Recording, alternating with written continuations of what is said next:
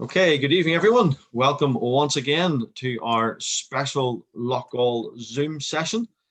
This is the sixth and final session of what we had put on a number of weeks ago. Gary, talking to the dev coaches on our group chat, had floated the idea of doing something like this. I know that at the same time, Denver and some of the youth coaches had been texting me about a similar idea. So it kind of morphed into what we have for the last 6 weeks. So it's been really informative. We're just talking there and just saying just how interesting it's been. In terms of the speakers we've had on, Gary, the variety of speakers, it's been top drawer. Yeah, brilliant, DJ. And as I said there just 2 minutes ago, we've covered every strand of a football club that we can, and we've tried to give the kids as much information and as much sort of relevant insight into what it takes to get even to the highest level of football at the club that they're at, as well as being able to produce that from the likes of Fergie and a few other players who have went across the water. But again, tonight's guests are every bit as good and have their own sort of moments that I'm sure the kids will absolutely love to hear and see here in a wee minute or two. Yeah. No, so the topic tonight is breaking into the first team. And I was just saying to the guys before we came on there that I suppose I have a little bit of all the nights we've done. This is probably the one that gives me the most satisfaction, or one you might say the more vested interest in. Given that we, 3.5 years ago, kind of set about trying to make some changes at Loughgall in terms of the development squads, and as Andy Smith mentioned last week, from where it was then to where it is now, really the proof of the pudding, the evidence of all the hard work from the senior committee right down through is really these 5 guys on tonight, and others, as you say, Gary, who could have been on. I mean, you could have easily had 7, 8, 9 players on tonight that could have done this role. Yeah, and I was just saying that the boys, quite funny. Tiernan Kelly is somebody who has played with us from 18s and into the 20 squad, and also got a break into the first team. I think his most memorable game was Dungannon Swifts in the Middlesbrough Cup, where he was played right back for the full game, extra time and all, and was outstanding. Dean had very high hopes for him as well, but Tiernan went a different route of getting a scholarship in America, and Tiernan tried to be on here tonight. He actually was available to be on last night, thinking that it was the right night. Sent me all his pictures and all his stats, and then didn't realise that he had got his nights mixed up, so I don't know what the time thing's like in America, but we could have had a player even as a guest here tonight from America on a football scholarship. So yeah, there's plenty of players and plenty of proof that what you have done in the last 3.5 years has been excellent and worked right through the club. So tonight, who we have on is Ben Neal, Luke Cartwright, John Scott McCann, and Johnny Yurt. So you're all welcome, guys. Thanks for taking the time to share your thoughts with us. I'll let you go through this bit, Gary, and then we'll start introducing them. So you've put these sort of stats together. Yeah, no, well, as it says there, I just spoke to all the boys individually during the week and sort of got a wee insight to what sort of where their football careers went. Obviously, there's a lot more highlights to it than what's on that slide. But for me, I think that sums up what we're trying to drum home. Everything is relevant. So between the 5 of them, there is 42 years of football between them at Loughgall Football Club, which is absolutely astonishing.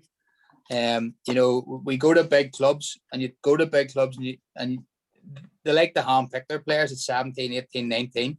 But this is evidence here that these boys started at Loughgall at a young age. Yes, some of them might have went and played somewhere for a year or two, but they sort of seen and realised that the pathway was at Loughgall, and they've come back. And I think all of them on here tonight have been here for, involved in the whole 18s and 20s set up right through. So 42 years is fantastic. Relevance of the Super Cup. Again, last week we had players on, the week before.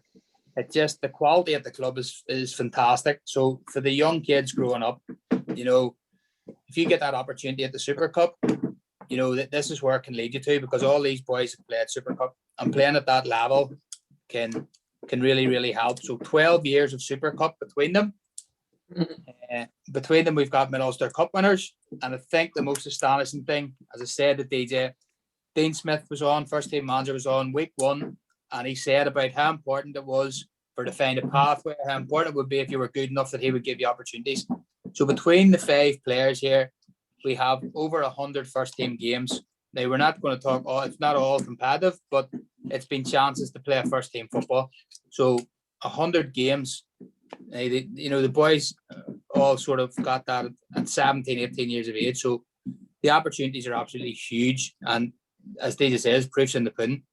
And as I said, the boys have plenty more achievements that they could go on and talk about. But I think for relevance to the audience that we have tonight and the younger players, that is the most important thing, that playing at Loughgall Football Club, that's what you can achieve. And that for me is fantastic. It's not easy, to get into even championship teams. So for me, unbelievable stats. And also then I just have to mention Ben. Ben is established as an established first team player. So you can get into the first team and then you have to keep your place. Ben has been there for 2 years, which is fantastic. So hopefully the other boys will follow suit. Did Ben tell you to say that, did he, just to make sure everyone knew? Yeah, as I said, I spoke to them all individually during the week, and Ben's conversation was a wee bit longer. He was saying, please, Gary, please, that I played in the first team. He looks that young, you might mistake him for an under-18s player. Like, he's not, he's now over 20, Right, before we introduce them all quickly, and looking forward to getting into this, if everyone who's on, just make sure they mute themselves, please. If any of even the panelists tonight have got background noise, kind of mute yourself until we need to bring you in, just so we don't get background noise. That'll be very helpful. So, okay, what I want to do is we're going to introduce the 5 guys quite quickly, and then really try and get in and just get some discussions, and probably a bit different than other nights. What Gary and I talked about tonight is almost just letting the 5 guys set a bit of the agenda tonight, things that they want to talk about, rather than just firing questions at them. So really interested in this. So Ben, Neil, first of all, again, I can remember it like it was yesterday. First event that I put on when I took over at the 20s, whatever that was, 3 years ago. We reached out. I'm pretty sure it was Ernie Smith probably gave me the name. I think Alan Robinson mentioned Ben as well to me. So on the phone, he wasn't sure what he was doing. He was another club, and it was sort of breaking into the first team of the other club at championship level, but wasn't a regular. So literally he came over to our first open night, and I remember Alfie Stewart and I were standing there, and we played this game across the pitch. I don't know if you can remember this, Ben, but you were obviously playing, and I was after about 5 minutes. Typical Alfie, when he hits you a slap and he wants to say something to you, we're standing there and he goes, hey, who's that there? And we'll watch Ben for about 5 minutes, and it was just the energy, the enthusiasm, the tackling, up and down, the heading. Just straight away, Ben just stood out. And I can't remember what age you were, Ben, at that point, but right from then, it was like, we've got to get this guy signed. This guy's got potential. And that was kind of the first sort of person that we identified as saying, right, we want to get this guy and work with him and try and get him into the first team. So, Ben, do you want to give a very quick sort of 30, 45 seconds on your football history and obviously your take on things now at Loughgall? Yeah, so I started off at Loughgall whenever I was about 7, played the whole way until I was 13, and then unfortunately the team folded. So it wasn't really a choice, so I had to move on, moved to Dungannon, played there for a season or 2, but I dislocated my knee. So I was out for 6 months. I was 15. Dislocated my knee, so I was out for a while, and I came back and then I played for Loughgall again. I moved back to Loughgall, but then at the Foyle Cup, I dislocated my knee again. So I was 16 at that time, so it meant that I had to go get an operation. So I went got an operation when I was 16 and was out for 9 months. And then, luckily enough, I came back in time for the Milk Cup trials, which I tried out for. And with 2 months training, I got into the Milk Cup squad. And then after the Milk Cup, I think I played for the Anna for a wee bit, and then that's whenever you came off from DJ. And pretty much I went to went back to Loughgall again whenever I was 17, and pretty much that's whenever I've been there since. Like, so yeah, Mm. it's been Very good. So you what's were happened. 17. I couldn't quite remember there. 17 every 17. Very good. And how long was it? Can you remember yeah. from that first year? How long was it before you then got your first first team Eh, appearance? it wasn't long after, because I still remember we were training, and then I went up, and I think it was within a few months. I'm pretty sure, maybe at the most, but 6 months. I was 18, never got my first appearance, Yeah, so I yeah, just turned 18, like, so it would have been in that season. that period. Yeah, So yeah. 18, No, yeah. brilliant. Okay, fantastic. I look forward to hearing a bit more from you in a minute. Second one, just before Gary does the next one, is Luke Cartwright. I've known Luke for many years. I'm good friends with his father. My wife and Luke's mother are good friends, and went to the same church together for many years. So known Luke from almost a wee boy growing up. But again, when we took over, Luke was in the 16s at that stage. I can't remember. You might have played the odd 18 game or something, but I remember straight away saying to Alfie, look, I know enough of Luke that I want to get him straight into the 20s. Just literally get him in the 20s almost as soon as we can. As it turned out, he ended up playing a bit of 18s as well, and really developed as an 18s player. But straight away, it was a player that we've said, listen, this guy's got the potential. And again, very similar to Ben, and I'm sure it's the same for the rest of them. There was just an enthusiasm, just a real enthusiasm for football, and a real desire and a hunger to learn. So obviously, Luke, you've went from kind of, being the 16s into the 18s. You spent good time with Gary, and Gary worked with you on the 18s up into the 20s. I know Dara put a fair bit of time and effort in with you, even one-on-one and talking to you, and your mentality was always there. It was just getting the chance. And then whenever obviously Dean got a chance to see you and Dean liked you, obviously you're in there now, and I'm sure Dean won't mind making this comment. Don't want to put any extra pressure on you, but Dean has certainly commented to me that he could see you as a future Loughgall captain at some point. So that's how highly Dean thinks of you in terms of how you've developed and in terms of the club. So that might take a few years down the line, but at the same time, it does show you the potential that you've demonstrated. So yeah, Luke, just give us your quick football history, and let's again sort of how your journey's been through the Loughgall first team. I was probably the same as Ben. I started at Loughgall, down in the 3G, but before it was 3G when it was gravel. I started under 8s or under 9s or whenever that was, under 7s maybe. I played for about 3 or 4 years, and then a couple of the boys that I played with signed up for Portdown. I think we were playing I think it was Mid-Ulster at the time, and Portdown was playing Lisburn League. So a few of the boys went over to the Lisburn League team and said, yeah, listen, it's good. The standard of players was good, the coaching was good, so I'd give it a go, and I went to Portdown. It was good. I don't regret going. It was good. 3 or 4 years we had a lot of success. And then actually the last season was probably our most successful season, but the coaches left and the team folded, and a lot of us just came back to Loughgall. Then half the team, I think, came back to Loughgall, and Joe Kerr and Michael Lynch and them boys were here, and they brought a lot of us back. I think I was maybe under 16, so I was at Portdown for about 4 years, and then yeah, just like you said, from 16s, and then played 18s and then 20s, and that's obviously Milk Cup in there too, and that's me really.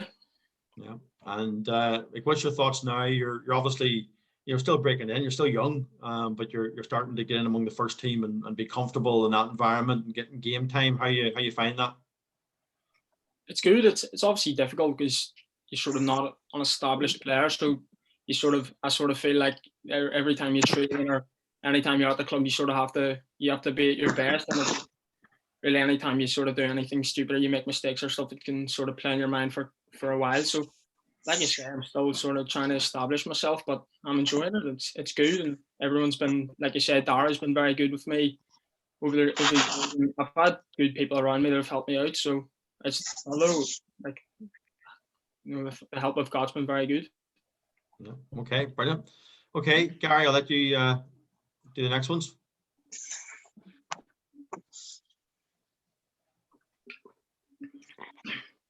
Is Gary there, is he? Gary on mute. Yeah, DJ, I'm here. Yeah. So just before starting, John, same as last week, can we all get our wee questions into the chat box? Just whenever we're talking here and introducing the players for the next 3 or 4 minutes. And then when we get into the questions, it'll be much easier to go through them that way. So yeah, so next guest is John Scott. Suppose John and myself would have a very good relationship. There's a bit of a history there. I was involved with the County Tyrone Super Cup, in which John was captain. So knew John at that level. Also then had a great year at the Super Cup again with John on the coaching staff. So John, as a captain, had that sort of leadership, had that relationship with players, had everything, all the good traits that you want to know. And we felt it would be good to bring him onto the coaching staff and relate between the sort of head coach and the players. And he was absolutely fantastic. So within that sort of process, John was he was at Portadown and I tried to sign him. I think Dungannon got the wee bit of a heads up. And again, John went to Dungannon for a while, and then it was a good conversation that we could have with John, that specifically what we're talking about here, that there will be opportunities to play first team football, and that's sort of the conversations that we were able to have with John and the quality that he had. So it was good that we could get John in at I think it was at 18s. He was still able to play 18s, and he came and he signed.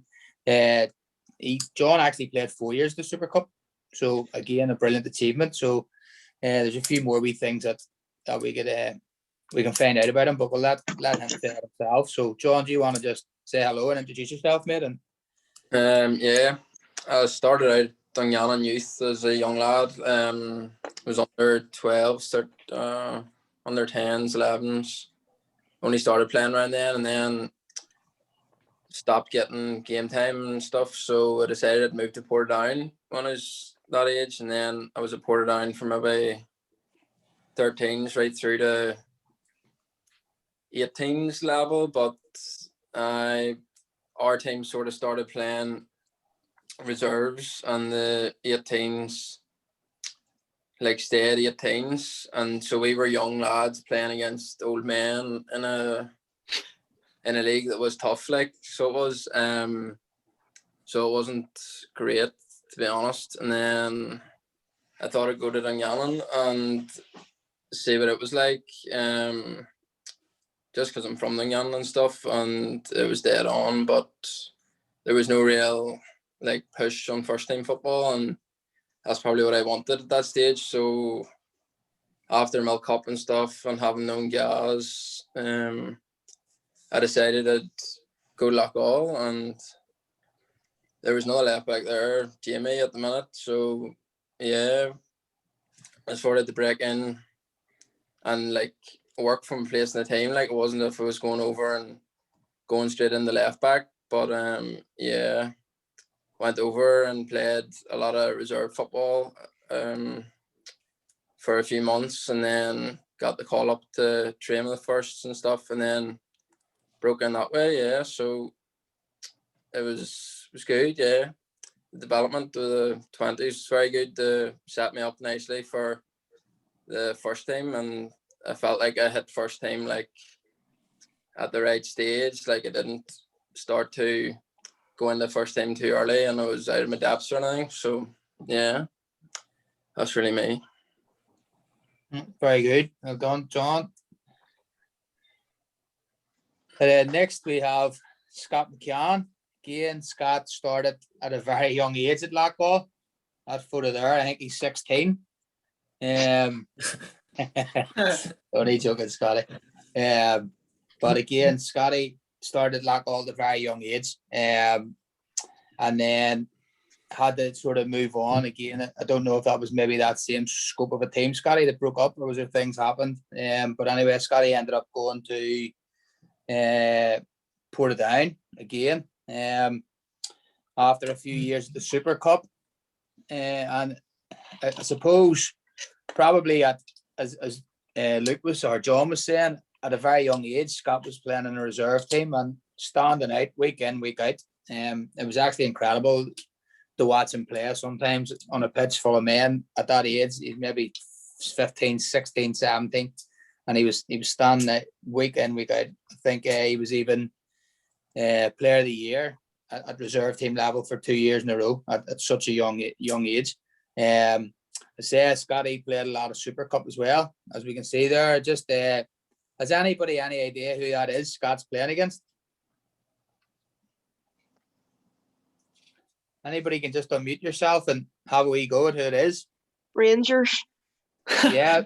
What about the player? Have we any idea who the player is? Billy Gilmore. Very good. Very good. So Scots was fortunate to play against somebody of Billy Gilmore's quality. I don't think we'll have the clip of the goal, Scott, so we'll save you the place there. But again, then at a stage in his career when he knew that he had to play, or he felt he was good enough to try and push into the first team and get opportunities, and Portadown just wasn't showing him that pathway. And obviously, I think he had a meeting with DJ again, who DJ was able to show and sort of convince Scotty that at Loughgall we will. There's no doubt that you will have to, if you're not ready, play 20s football for a while. But DJ was able to tell Scott that there would be opportunities to get into the first team, and now again he trains regularly with the first team, part of the first team squad, and has played matches with the first team. So Scotty, do you just want to give a wee bit into how it actually all happened? Yeah, I started playing for Loughgall when I was about 7.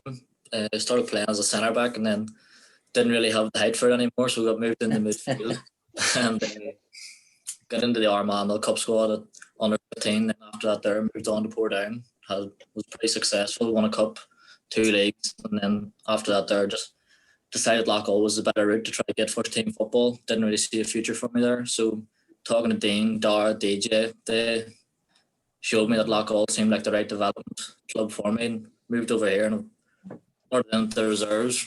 Played a lot of matches there, enjoyed my football, got in training with the first team, and then went from there.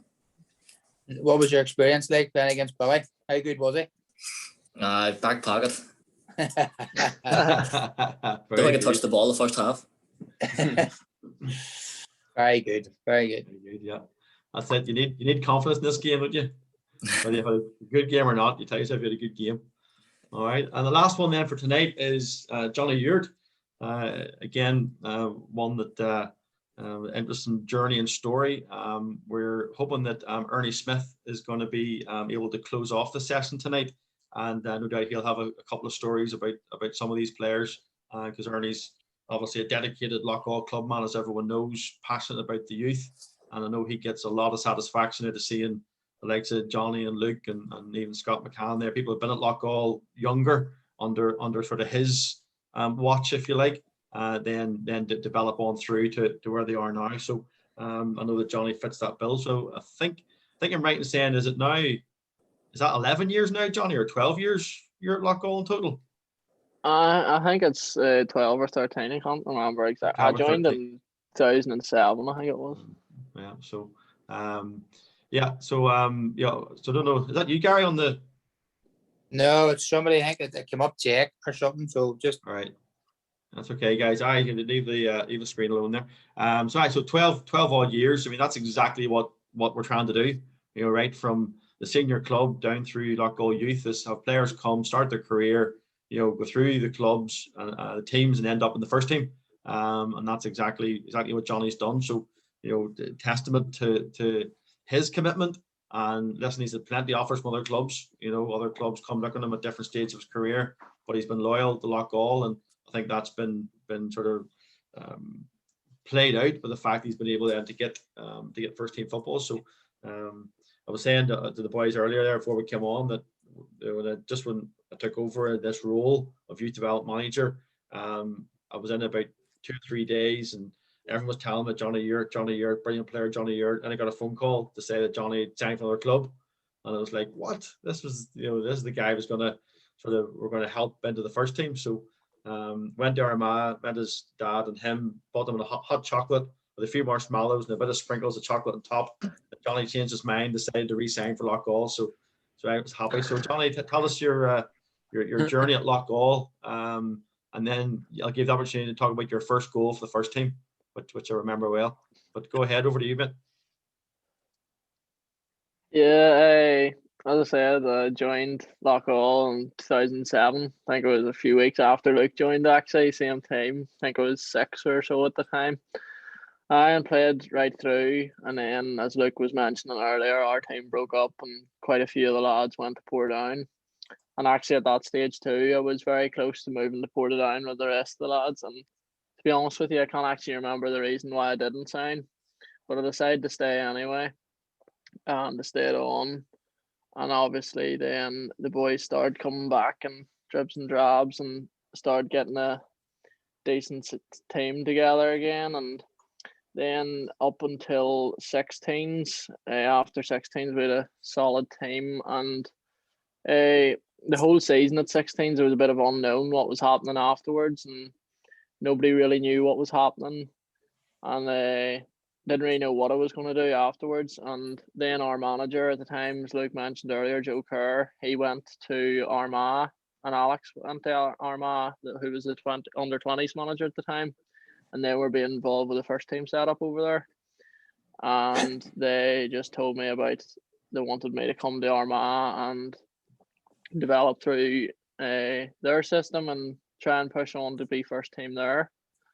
And that was that was at 16 or whatever age it was at the time, that was very attractive to be even getting involved in first team football and stuff. I had my head set that I'm going to go to Armagh and be involved in first team, probably a wee bit naive as well, but just had made my mind up. And then obviously, as you mentioned, you called my dad, I think it was, and met up, and then we spoke about the plan that was there for players being brought in, and just sort of seeing that, maybe I wasn't actually just ready at that stage, but that the plan that you were going to put in place, was maybe better for me developing as a player before I go into that atmosphere. And yeah, so then I stayed on. It went from 16 straight to the 20s, and took me a couple of months getting going, and then I was starting most games. And the whole first season, I think I just played 20s, and then it was a couple of months into my second season, it was just 17, just turned 17. And I made my debut in the Mid-Ulster Cup, I think it was. A few of us made our debut and played in the Mid-Ulster Cup against 5 Mile Town, and hit some would say a lucky shot and it went into the top corner, so I couldn't really complain about that, to be honest. Yeah, no, it was a good it was one of those games where obviously it was they were up for it and went sort of started extra time, and then Dean actually brought on some of the younger players, I suppose, a bit of fresh legs and a bit of enthusiasm on that given night. It made a good impact in the game that night. I remember you scoring your goal and coming off with a big smile on your face. Again, that's what it's all about. That's what tonight's about. Just that story. You started off as a 6-year-old, and then you're scoring your debut for the first team. That's exactly what tonight's all about. So okay, now, as Gary said, guys, get any questions you have in, and happy to unmute people and let them ask questions direct. So let's have some good interesting questions. But have you anything, Gary, to kick it off with, or? Well, I suppose just that I know it's the old cliche and the same question sort of been to other people, but for these kids, it's important that they sort of know the difference in the transition. It's not easy to make it to that level. And I would just ask all of you, how have you found that transition mentally? The difference in going from a good 18s and 20s setup to then into that first team where the environment is cutthroat and tempo is so quick and not as much time in the ball and so on. You're still young and you're still making that transition, but I think tonight's sort of emphasis is on trying to get that story and that those sort of things across the younger players. So it was just on my screens, obviously Luke's first. So if you just want to go ahead and sort of each just give a quick one of how you found it and what you find difficult. Like you say, Gary, for me, the 18s and 20s, you sort of like play nearly the same sort of boys. All like I would have played, there would have been some teams and you played the same boy every time you played them.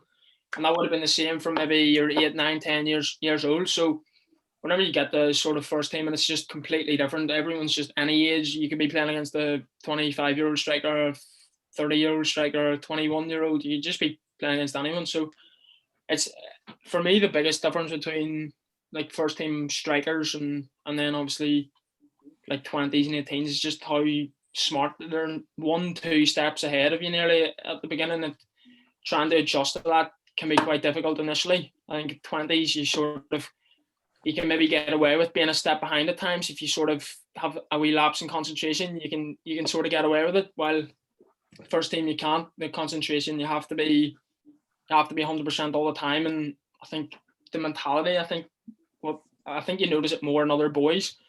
And I definitely notice a big difference, like with Johnny and Scotty and John and Ben. Whenever you train with 20s and then you go and train with the first team, just the mentality that you can't lose. You have to win every time you play, even a small-sided game and stuff. It's so much different. And if you want to survive in that sort of atmosphere, you have to adapt to it. And however you do it, I think it's different for everyone, but however you do it, you have to do it if you want to stay. And I think the biggest thing for me is just your consistency then, and how you perform, how you train. You have to train well, if possible, every week, and if you get a chance, you have to take it. So it's difficult, but if you want to stay, you have to work out how you're going to do it. You've just sort of got me for the next thing then when we're going to Ben. Ben, Luke's saying if you want to stay, you've stayed. You've established yourself regular and doing really, really well week in, week out. Dean has that much confidence in you. You'll play your right back, centre midfield, different positions. So for you, how did you get there and how did you stay?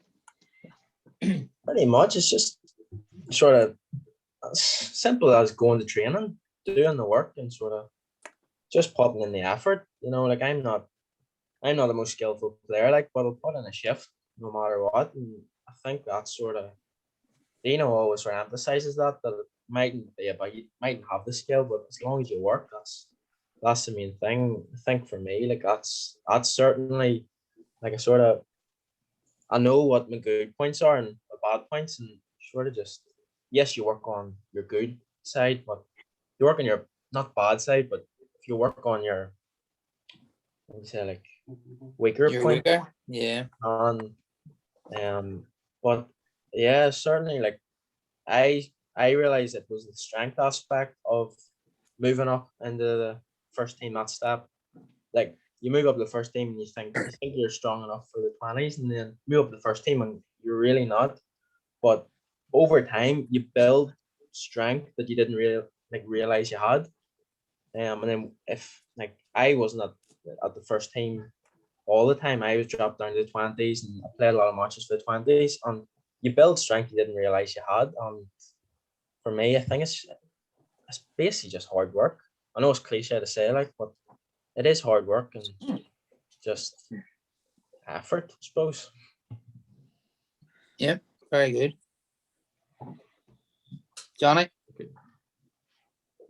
I'd say first main thing that I noticed, obviously you were mentioning about just the intensity and the speed difference, and it is a shock at the start. You think you're playing at a decent 20 side and you're playing other decent teams and you think you'll be able to handle it all right, but it is a shock to the system. But the longer you get a few training sessions under your belt, you become a bit more confident and comfortable with it. And the biggest thing for me, maybe at the start, it was worse at dealing with, whenever I'd make a mistake, be it in a match or whatever, or friendly or whatever it is, and make a mistake, and I'd dwell on it a lot. But sometimes you just have to accept that you're not always going to be perfect and perform perfect. You're going to make mistakes, and for me it was just accepting that I'm going to make a mistake, but the next time I get a chance, I'm going to make up for the mistake I made, and I'm going to work on whatever I feel is is holding me back slightly, and just putting in that time and effort to, improve what even like you're pulled to the side and Nicky or Dean or DJ or Dara, whoever's telling you your weak points and what you need to work on to be able to cement like a place in that first team squad, and just putting in the time to actually improve that and improve your overall ability through that, and just coupling that with your effort, and then that sort of just helped me get the chances, I suppose, that I've got. Yeah, no, very good. My advice, Johnny, at the minute would be get your hair cut. Yeah, we're mid-look at the moment. It'll be all right. You'll see by the time we get back playing football. So just then for the other two boys, suppose we could bring Danver in for a question, because it would be good to get just a different sort of angle on it and a different question towards it. So Danver, do you want to unmute and ask the boys, Scott and John, what? Yeah, no worries. In terms of your first night that you were told that you were going to go and train with the seniors, I'm just wondering what was going through your head. Was it, this is your opportunity, or was it more nerves, or how did you approach it? Yeah, it was probably, I don't know, a bit different for me, because I had signed for Loughgall, and it wasn't long until I was asked to go into the first team, whereas Luke and the rest of them were there a bit longer. But no, it's daunting at the start nearly, because you're looking at them like most of the players there and how good they are, but you're obviously you have to think enough, like, or else Dean wouldn't be asking you to come up and train. But I was a wee bit nervous at the start, like, but it was just trying to do the basics right and know that if I take as little touches on the ball as I can and move it quick and not overcomplicate it in the first few sessions, and break myself into the sessions and then carry that on in the matches and stuff, I should be dead on, like, and that was the case really. And I think you have to go into it like, don't be shy or naive about it, because you'll get bullied nearly. You have to go in and make a statement and ping your passes in and do everything sharp, and then the first teamers will take you under your wing too, like, so it's all there in front of you. You just have to go and take your chance. Yeah. Yep, Scott. Yeah, I trained with the Portadown first team for 4 or 5 months before I came, so I had a bit of experience in the first team dressing room. But when you come in, you just have to be confident in your own ability. You're being asked to be there, so you have to believe in yourself. You can't let the opportunity pass you by, because if you go in and you're half-hearted and shying away from things, the opportunity will just pass you by. So you need to take it with both hands and believe in your own ability. Brilliant. DJ, anything do you want to? Yep, what I definitely want to do is, I'm going to go back on slides here again. I want to just get the boys' opinion on this. So this is very much the philosophy that France used to produce the crop of players that were the bedrock of their, I can never remember, was it two Euros and 1 World Cup, or 2 World Cup and one Euros, ever it was, but certainly the one some of the big ones. And Gerard Houllier was really the one who laid the foundation for that, and then their whole youth structure, their whole youth strategy revolved around through this concept of getting players at age 12 to 14. That's the key age group. It's where if you're technically, you can improve massively when you're only 6 years old. So if you do your skills, this is good for the guys on the call tonight. If you're 6, 7, 8, 9, 10, that's when you should be out.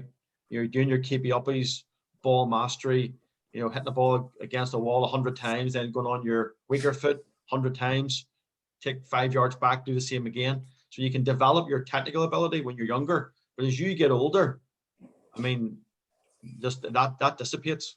So the time you hit the development squads, you're not going to really improve technically anymore.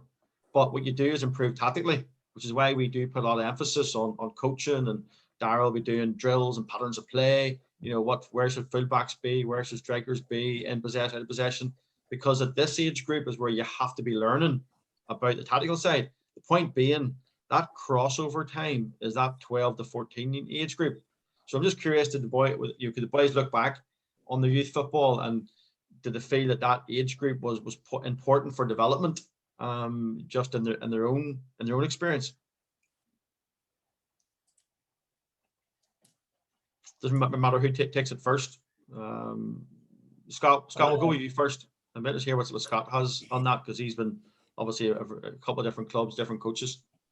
Yeah, in around that 14, 15 age was really important for me, because that's sort of when I started to change my game, started to be confident in the ball. That's when playing out from the back, that's where we were coached.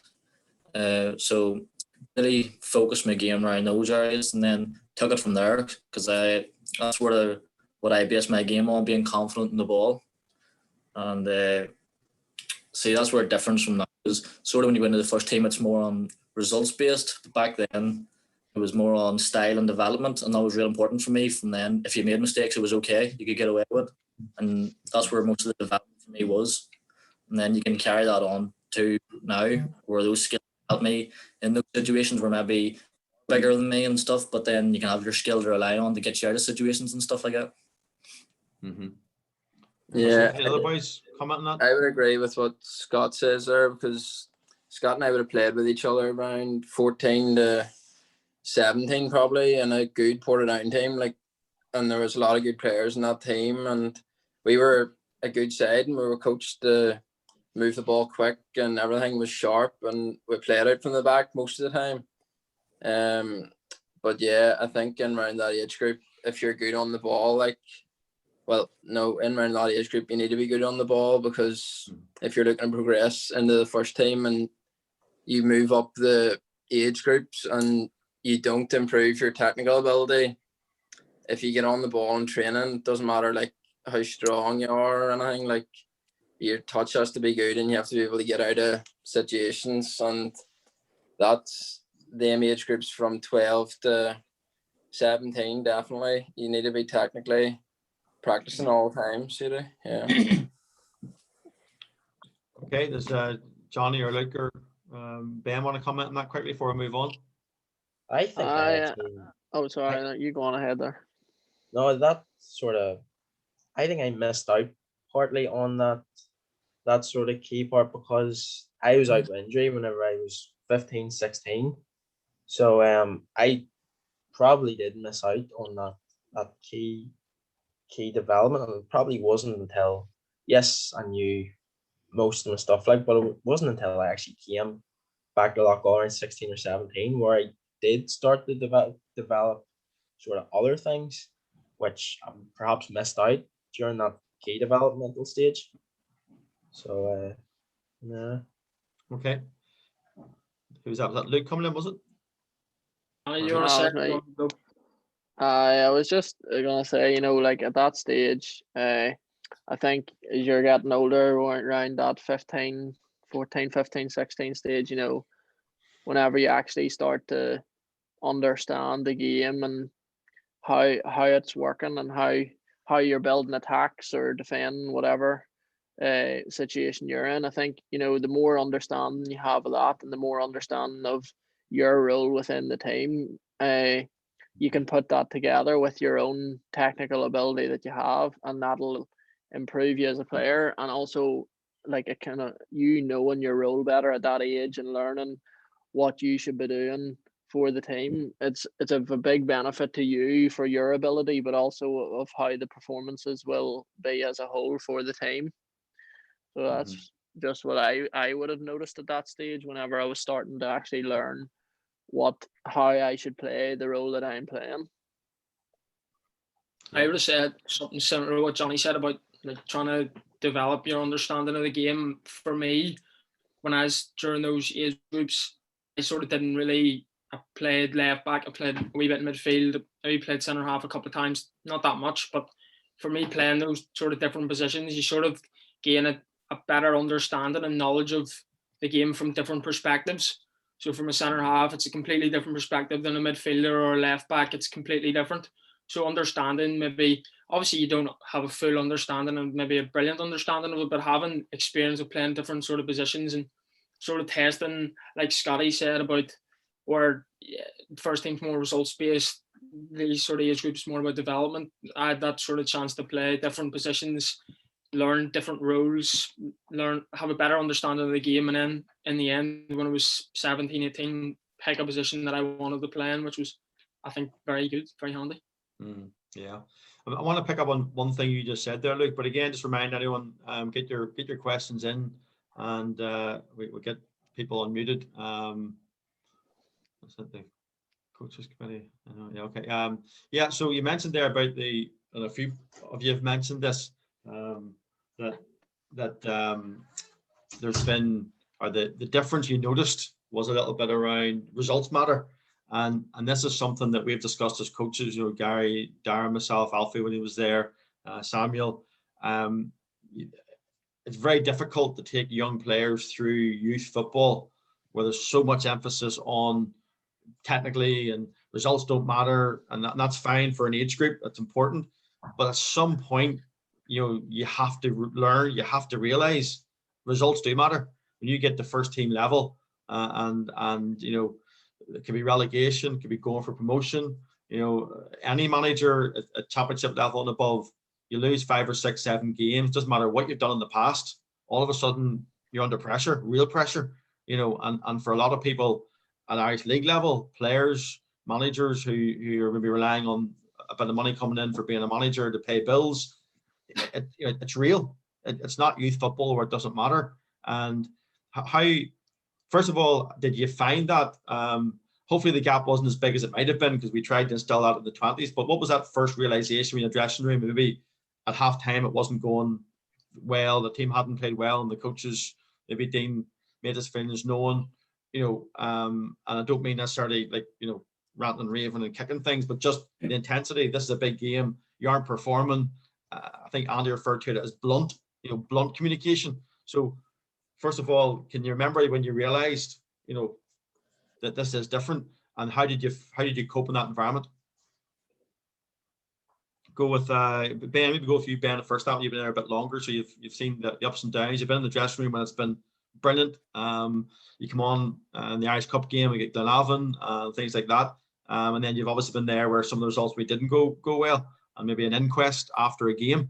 So how did you find that environment? I think one game which I do remember is, I think it was Knockbreda, and we were up 2-0.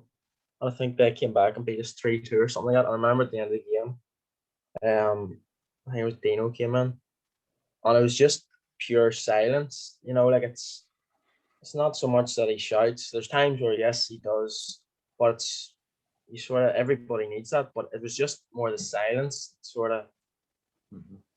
It's uneasy, like, so you'd rather not experience it again. So that maybe the next week you sort of put in extra effort to sort of make sure that silence is never felt again, or, you know, like it's I know every manager probably goes through it, like, but for players it's uneasy, and you do want to improve your game, just sort of to make him happy, and sort of just make sure that he's impressed with your performance. Like I'm always happy to get to sort of receive some sort of like, oh, well done or something like that. But you also need a bit of constructive criticism, and that's one thing. Like anybody up in first, you'll get a well done if you do well, but if not, you will get told, and I think it's good. I think it's brilliant, like, but it certainly makes you want to do well, and you know, it certainly does, like, so. Because I wanted to play football with the first team, basically, so I thought that the reserve league wasn't as competitive. You know, Luke said it at the start, but it was sort of like you were playing a team 1 week and you're playing against young lads playing in the reserves, or you're playing against older men who didn't get into their first team. So it wasn't competitive and it wasn't realistic. So then when you went to Loughgall and broke into the first team, it was a real change, and it was brilliant because you had something to fight for, or motivation every week. There was a reason to win the game. It was to get points to win the league or to stay in the league, whereas it didn't matter at reserve level. But there was this one game, I can't actually remember who it was against, or if I played, or I was in the squad anyway, but afterwards, like, we got beat and we had to go into the clubhouse after and talk to the fans, and after getting hammered or like losing after being ahead or something. And I think I was Rothryland, John. Was it the Irish Cup? It was in the Irish Cup, that's shocking, like, to ever get beat by Rathvilland at home in like the first round. I actually didn't play that game, but it was horrible. you had to get it in there pretty quick. That we're playing, John. That's absolutely right. I didn't enjoy being in the clubhouse afterwards either, though. So yeah. No, it's definitely a big change and a step up from reserves. Like, the transition is massive, so it is. It's not emphasised enough, I don't think, either. Like, you can play all the football you want at 20s, and you see it at most clubs. They're coached to play out, and then their first team, they don't do it. But you play to win, like, and you play the conditions. You don't really, if their team's pressing you high, why put pressure on yourselves trying to play out, like? So there's a lot of changes, when you go into the first team, of how competitive it is, which is great.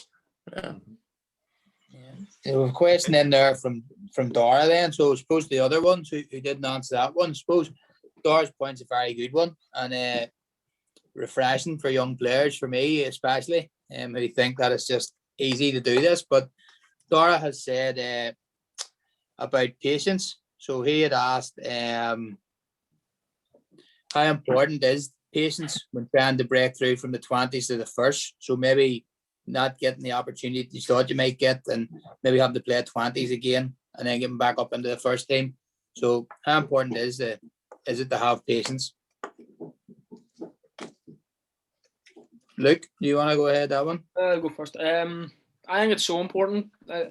Like you said, Gary, I don't think you can just sort of, maybe train once and then think, oh, that's me in the squad on Saturday then, or like it just doesn't work like that. I think for me, especially as well, being a centre half, it's sort of one of those positions where a lot of it's on experience, and it's like if you make a mistake, it's more than likely going to be a goal if you make a bad enough mistake. So I sort of understood, and Dara, obviously being a centre half, obviously told me quite a lot of times about patience and waiting for your opportunity to come and things. So I always sort of had that in my head that I had to be patient and wait for it. But I think it is very underrated that you have to be the patience is probably, being consistent at the 20s, being good enough every week to, almost as Dara would always say about knocking at the door, like knocking at the door every week and being good enough every single week. And it can be difficult, but I think whenever you maybe have a success, or like the Mid-Ulster Cup final, for example, those successes just make it all worthwhile. So I think, you have to be extremely patient. And like I said, for a centre half, you have, it can be difficult to get in at times, but I think whenever you get the chance and you take it, it is very rewarding, and it's definitely worth it. Yeah, John, I suppose you too then, as DJ said, a lot of clubs as a striker and you're scoring goals, it sort of sets a lot of tails wagging about the place, and a lot of clubs came for you, and you could have went and played intermediate football, and you could have went and played at different levels. But I suppose patience for you and me and Dara and DJ especially has had brilliant conversations with you in terms of this. So for you, how have you found it? I'd agree with Luke saying, like, patience in that first team atmosphere, it's one of the most important things to have, trying to break through, but it's also one of the hardest things to have as well. Like, you can feel like you're playing the best football you've played and you're training well with the first, or even you get a chance and you do well, but like, you have to realize at the same time that you are at that stage of breaking through, and there's boys here already that are established and give that performance every week. And like, playing the position I'm playing, like, there's players at the club like Nathaniel, and Nathaniel was probably one of the best strikers and the best striker in the league in the championship last year. And you have to realize, like, that you aren't there yet, but you just have to have the patience and see your development, and you have to take a step back at times and realize, DJ, can you mute everyone? I'm trying to here, but I can't seem to get it. If everyone can remember to put themselves on mute, please. There's a few people. Sorry, Johnny. No, you're all right. Go ahead, Johnny. And you just have to take that step back at times and realize, like, that it isn't always about getting that name, like your name on the squad on the Saturday, but you need to take a step back and realize, you know, I'm training with these boys and I'm seeing the improvement in my game, and that will pay in the future. Like the longer that you develop, and the more that you develop, and the more you put in, that you will get more chances. But it's very hard to have that patience, but you just have to take a step back at times anyway. And as you said, that we've had many conversations, and you know, the more you look at it and you take a step back, you can see your improvement, and that's what I feel like I've had to do a lot of the time. And you know, the patience that I've had, like it's only reaped benefits for me, because I can see over the period of time that I've been involved with the first team a massive improvement of my own game. Like, Yeah, Brilliant. very good. Very Brilliant. good.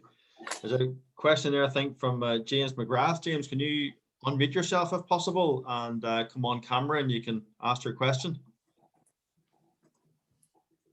Who's the toughest opponents you've played against, and who did they play for?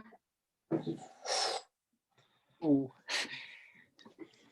Ben, you want to start? I think Scott McCann's going to say toughest opponent, DJ and Gary in training. Maybe Gary, what do you think? Definitely. Any of them boys didn't say me whenever I played in training. Need a good look at themselves. So there we are. So listen, it's a really brilliant question. We're hitting 8 o'clock, and I'm going to bring in Ernie in a minute. So if you kind of, if everyone gets a chance to answer, that's a really good one. But don't take too long on it. Just get the main points out. Go ahead, Scotty. Ethan Galbraith, who was on the bench last night for Man United, he played for Linfield. John was actually playing that game for Portadown. We beat them 4-0 in the cup final, so that was nice. But even though they lost 4-0, you could see straight away the quality he had. He was running the game for them. Very good. Very good. John? Yeah, Ethan Galbraith's up there, and probably Curtis Jones as well. Played in the Liverpool team that we get beat 6-1 by. Probably shouldn't have said that, but and I don't know where he was playing. I know he scored and I came on at half time, but yeah, he's starting for Liverpool most games now, so probably him, yeah. Johnny? I'd say, yeah, Ethan Galbraith as well. I played him twice, I think, or 3 times. He was at Crusaders in Linfield, and yeah, I think he sort of destroyed us in every game and won the game himself, to be honest. But between him and another Sam McClelland, who's at Chelsea now, he was a centre half too. So playing against him was not fun at times. But yeah, it's interesting to see, you know, like how well he's doing now at Chelsea, and to think that, you know, a couple of years ago we were playing against him. Very good, very good. Ethan Galbraith must be getting commission out of this. Luke, what do we do? I Doesn't need it. I'd probably say the same there. Ethan Galbraith wasn't a bad player.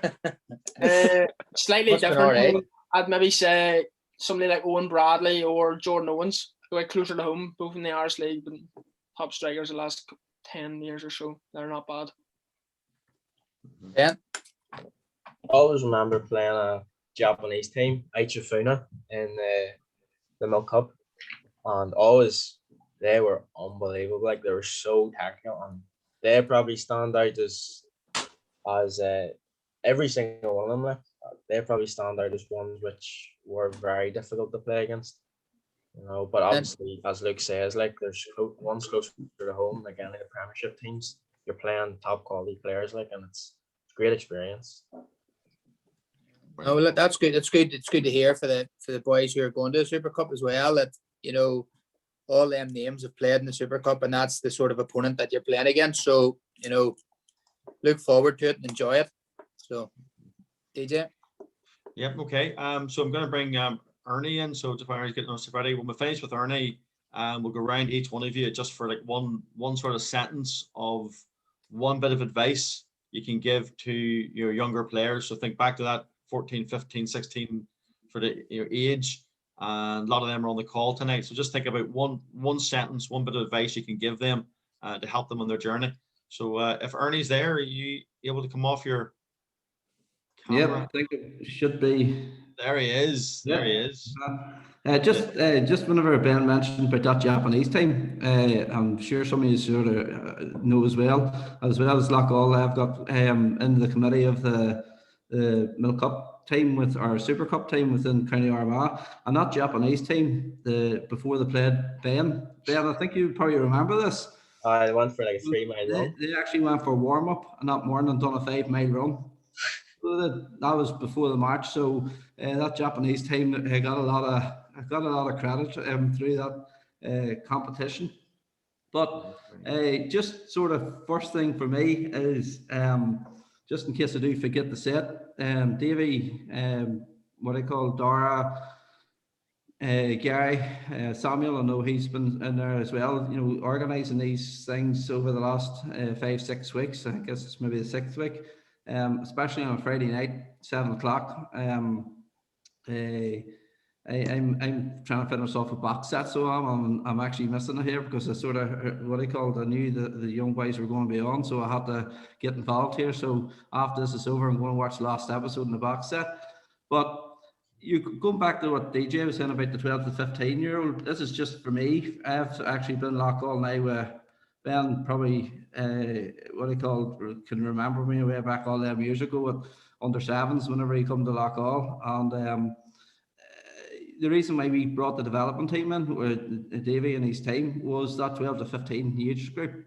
So you've heard all the stories from the boys about what they were doing, things like that, but not one of them come up with a sort of whenever they were playing 12 to 15. Whenever you're playing between 12 and 15, that's when the pressure starts on a player about being competitive, right? That's whenever teams get in players' ears, and players from other teams are told by managers to get in the ears of players. So not only has players like you guys have all to concentrate on the pitch, but you also have to concentrate off the pitch as well, because I think it was Johnny or Scott earlier on, I think it might have been Johnny, said he's not sure why he didn't go. Well, I know that reason why he didn't go, and that's because his dad wasn't at him. So, Good lad, Keith. So all I'm saying is between that 12 and 15, it's not just playing on the pitch.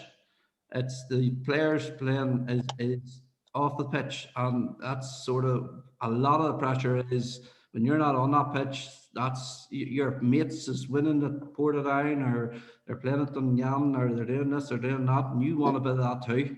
And you know, to stay at the one club. Now I know Ben, he'll probably not thank me for this one either, but whenever the team did split up at under 13s, it was sort of around about the new year.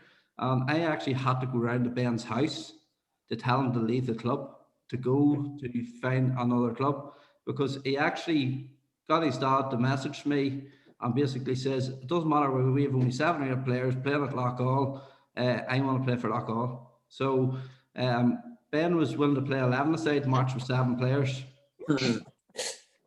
I'm not sure how long that would have lasted with him, mind you, but that's the sort of the commitment that Ben would give you. A couple of our facts. First year he was with the Milk Cup. Now, Luke, that would have been probably the photograph you had up there, or the photograph where Luke was in it, and Jack Scott was in it as well there, along with Scott. And out of the 24, so within the County Armagh setup, they bring you down to 24 players, and then you do trial matches and things like that, and then it whittles down to 18. Now, out of the 48 players in my first year of the Milk Cup as a committee member, I actually counted the Loughgall players that actually would have been within Loughgall at some time during that whole time. And pretty much, I think it was about 18 players that I counted. I played Loughgall at some stage where it was under 7s, under 9s, under 16s, whatever age. There was 16 out of the 48. That's a third of the County Armagh squads basically played for Loughgall youth at some stage. So that's the reason why Alexa DJ and his team was asked to come along to sort of stop that. We have stopped that. We aren't leaking players at the 12 to 14. Yes, you have the odd player leaves and things like that there, but we have the teams in the National League now. Denver's on here as well, and he's entered the teams into the National League now for next season. And we've nearly got a team in every age group of the National League. Now, it's took a while to build up, but we're there. It's just pretty much at the club. There's a lot of work going on in the background. Obviously, the 3G pitch has helped us an awful lot. So there's a lot of people on this Zoom session that has helped the club an awful lot to get to where we are now. And all we're doing is moving forward and moving up and moving forward. You know, so I'd just like to thank everybody that's connected to Zoom, you know, for everything they've done within Loughgall Youth and things like that, because without you, we wouldn't have a Loughgall Youth. It's quite simple. I could spend an hour here telling you stories about Ben Neal and used to what I called stop at a shop whenever one going home, and if you didn't win, they didn't get stopping at the shop, and they used to get sweets. You know, so, there's plenty of stories I could tell you about him. But listen, it's what I call all these boys there, and I know the likes of John also come from Dungannon. We even attempted to get him at one stage there a few years ago as well. You know, so his name was always about, and a top player. Whenever I heard actually he was at the club, I was pleased that he had come to us. So listen, all I can say is, boys, there's a lot of work ahead of you, and I always sort of look out for the results, and if I'm not able to get to the matches and see how you're doing, things like that. And I'm pretty sure there's a lot more players to come to follow. And the work at Loughgall Youth, it gets better and better every year, you know. So we don't sit back and say, oh, we're all done. The following year we want more targets, we want to achieve more things, and we'll continue to do that as long as you continue to do it on the pitch. Yeah, brilliant. Okay, Arnie, thank you for that. That's a brilliant oversight, and I know, I'm sure it's strange. You're sitting here, you saw some of these players, you know, 6, 7, 8, 9 years ago, whatever, and you know, to see them now up in the first team, I know it gives you a lot of satisfaction, which is absolutely brilliant, you know. So, okay, so we're going to finish off now with just each player just giving like one tip for a young player. So picture yourself back at 15, 16-year-old. What's one tip you would kind of give yourself if you could sort of do it that way? And that'll be very beneficial to the young players on. So I'll go ahead, Luke, go first. I would say don't waste your time. For me, especially now, I think it's even more relevant during coronavirus and things when you've got a lot of time in your hands. I would say don't, in 5, 10 years time, look back on yourself and say, I wish I'd have used that time a bit more wisely. I think you could very easily just sitting as early watching a box set or playing the Xbox or something, but I would definitely say don't, especially for the boys sitting under 13s and stuff that are going to the Milk Cup this year. If the Milk Cup's on and things and you get the opportunity to go, don't waste this time. There's definitely other teams that will be sitting maybe just watching the box set or playing the Xbox, but don't let yourselves sort of drop into that as well and think everyone else is doing it, so I'll do it too. Be different, step out of that sort of attitude and mindset and think about how you can do to get ahead of the rest. And if that's going for a run, or I know we've set up a Strava group to track the runs and the cycles and the different activities and stuff you're doing, I would say use that wisely and work hard while you have the time to do it. Good. Johnny?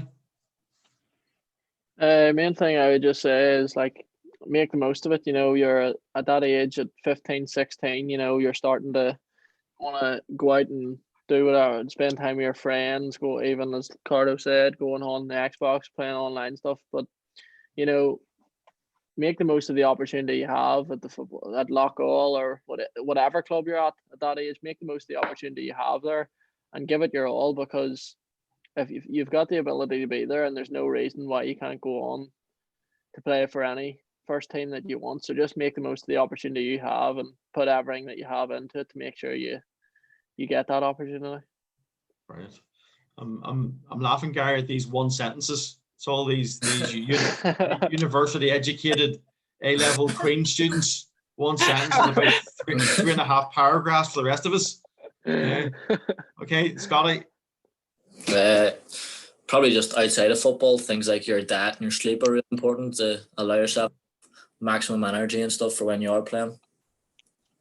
Yeah, that's it. Good and succinct, like that. Good, Scotland. That reminds me of Scott McCann in Possession. Just good and succinct. Gets it, gives it, keeps it simple. Doesn't elaborate it. All right, Scotty. That's it. Keep it simple. Yeah. All right, who's next then? Ben. Just be committed. Be committed and give it your all, because football career probably doesn't last too long, you know. Like, you never know what happens. So while you're in your career, just be committed and go to training, work hard, and, you know, like, most of all, enjoy it.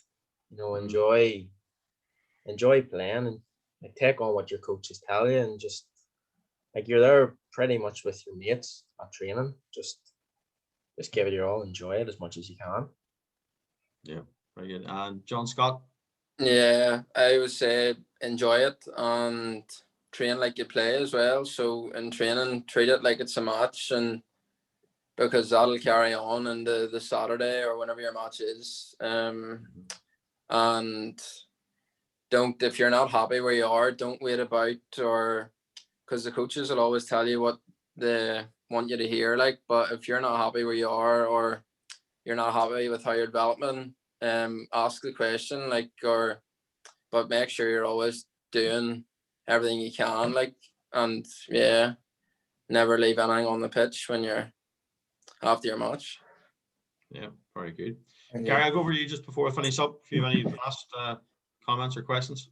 Yeah, just one more from all five of us before we go. Again, sort of as quick as you can. But for me, we've went 6 weeks on different topics. But one thing that we haven't spoke about is the next step for the audience, mostly that's on here, that then is that development setup of the 18s and 20s. So just a quick line on that. You know, how have you found it? And, you know, what is the good points of it? Luke? Probably the way that like for me, the way we played 16s, 18s, 20s was all quite similar. I think DJ and stuff tried to make that transition where it was the same as the first team. So when you make that step to the first team, it's something similar. And I think that's been, to be fair to the coaches and stuff, that's been very good. And it's definitely it definitely helps whenever you do get to the first team that you've played the same sort of way for a couple of years. Ben? Yeah, pretty much as Lucky said, like, the development squad's there for a reason, you know. And for me, I learned far more with the development squad than I did with any other club. But that's pretty much because it's not as if at another club you're maybe left your own. You don't get an arm around you or anything like that. Whereas with Loughgall, it's definitely a family club, and, you know, everybody sort of looks out for each other. It's the same as, yeah, you were saying there a couple of weeks ago that, like, we're all approachable. First teamers are all approachable, you know, like, for the younger lads. So if they have any questions, like, they can all always ask us, like, and it's one thing I love about Loughgall as a club. It is just like a big family, you know. So yeah, it's the same as in development, you know. Yeah, brilliant. Johnny? Yeah, I thought that development atmosphere was brilliant, especially for me, and like, the coaches did a brilliant job of getting a good team for us together, and also actually focusing on all the key points and coaching methods within the game, and it's set up all five of us, as you can see here tonight, for getting into the first team squad and pushing on. So I think it's been brilliant for all of us. Yeah. I think what's good about the development squad now is it's able to attract players from other clubs. So you're always playing with good players and developing, and playing the development squad, that allows you to gain confidence. So when you do go into the first team squad, you believe in your own ability and you're able to compete well. Yeah. John, finishes? Yeah, the coaches at Loughgall development team are brilliant. Dara Peden and Gary and DJ and the rest of them, like, they're class, and yeah, it just sets you up nicely because they literally don't miss anything, so that when you go in and take that step in the first team, like, you have everything you need to push on. I think, Gary, if there was ever kind of proof of that, what some of the boys talking about there. What, 2 or 3 of them were involved, maybe, except for Ben, the rest of them involved. That was the friendly against Glenavon, and with this we'll finish and round it up. But you took a friendly, obviously you're the 20s manager. You took a friendly against Glenavon, obviously Premiership club, and Glenavon's well known for its youth policy, and took a friendly. Dara wasn't able to make it. I went just to give you a hand, and we're standing there. And after about 25 minutes, even though we played quite well, we were 3-0 down at half time. And it's like, you're going like, hang on, the gap, we've got good players here, but the gap should not be 3-0. And yet it wasn't a 3-0 game. But what really struck out, you did a nice calm halftime team talk. We weren't doing a whole pile wrong. And then we got a penalty and missed the penalty. So we're 3-0 down at Mornview Park, whatever it was, 55 minutes into the game. And I'll tell you what, 99 youth teams out of 100, that team just folds, just collapses. You know what I mean? That missing the penalty mentally is just destroying. But you look at the players on the pitch there, Scott McCann, Hutchie was brilliant that day, Luke, John, and then Johnny Yurt came alive. And all of a sudden, we just bossed the rest of the game and won the game 4-3 out of almost nowhere. And that is mentality. That is when I think you get all the small things right. You get the training right. You get the attitude right of doing the best you can be every time you can, have the desire, the hunger. For me, I drove home that day thinking like, wow, seeing the players on here tonight, how they just, didn't panic, believed in themselves, took the game to the scruff of the neck, and went and put 4 goals past a Premiership on the 20s team. I just thought that was brilliant for Loughgall Football Club. I suppose I would finish on that, DJ, and say that for me, what I'm trying to say then about the development squad is that you can have a strong and a good development side and a lot of players who should be playing first team football. But when you're playing games like that and the confidence that you get from that, from scoring and winning games, is every bit as good as playing sometimes a first team game. So you will hear people saying, oh, I don't want to go and sign for them because I should be a 20s player. I don't want to play 18s, but you can play comfortably in a good 20s or a good 18s team, and that's the environment that we try to produce, that you can play comfortably in that team, get results every week, and what comes with results is confidence, and then you go, and that's when you then start to make your opportunities at the first team. Yeah, no, absolutely agree. Okay, guys, so we're going to wrap it up here tonight. Thanks everyone for joining. I think we've more or less confirmed, Gary, we're going to be doing a really special Zoom call maybe in about 3 weeks' time, I think we're talking about. Obviously speaking to Dean about this, he'll be involved. But we're not going to mention a name yet, but we're quite sure we're going to have 1 or 2, very, very, very high profile players, and we're talking potentially players in England to join us for a Zoom call. And it'll be for the whole club, first team committee, right down to youth, and we'll get a whole bunch of people on, and we'll be able to have a really good night that night. So stay tuned for that. Thanks for everyone who's attended the last 6 weeks. Gary, I'll let you finish off before I knock on the head. No, again, DJ, just as you said, I want to reiterate thank you to everybody. We set out to set this up to get everybody involved. So I just want to say a thank you to the committee who have been on every week without fail and supporting it. To Dean and to the first team players has been absolutely top drawer. The process of this was to get the club, as everybody said, as Ben said, a family club and all in one club. And for me, the 6 weeks of that has achieved this massively. And again, my last thanks has to go to the players who are coming on. Yourselves and your parents are on every week, and hopefully has learned something, hopefully has taken something from it. But most importantly, I hope that at some stage in the next time that you're at Loughgall, that you can find the confidence to go and speak to a first team player, to say hello to a first team player, and just have that environment that everybody is the one club. So thank you very much for your participation, and it's been easy for us to set up when you've got people like this supporting you. So thank you massively. Yeah. Okay. So that is the call ended. I'll get it on the recording. Hang on. Yeah. So the call officially ended. If anyone wants to stay on and chat a bit,